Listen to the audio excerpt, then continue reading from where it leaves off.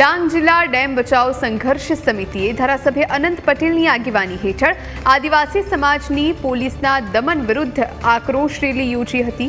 મામલતદારને આવેદનપત્ર આપી પોલીસ અધિકારી સામે પગલાં લેવા રજૂઆત કરી। આ રેલીમાં ડાંગના રાજા ધનરાજસિંહ સૂર્યવંશી પણ જોડાયા હતા।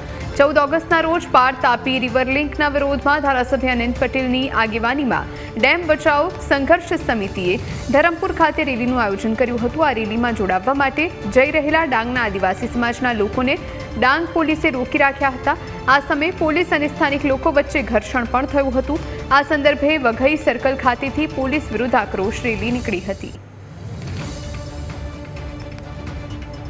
વઘઈ ખાતે તાલુકા મેજિસ્ટ્રેટને અમે આવેદનપત્ર આપવા આવ્યા કે ગત 14મી ઓગસ્ટે જ્યારે ડેમ હટાવો સંઘર્ષ સમિતિની રેલી હતી, એ રેલી દરમિયાન અહીંના આદિવાસી સમાજના આગેવાન, અહીંના ડેમ હટાવો સંઘર્ષ સમિતિના આગેવાનને અહીંની બહેનો સાથે ઘર્ષણ કરવામાં આવ્યું હતું, દુર્વ્યવહાર કરવામાં આવ્યો હતો।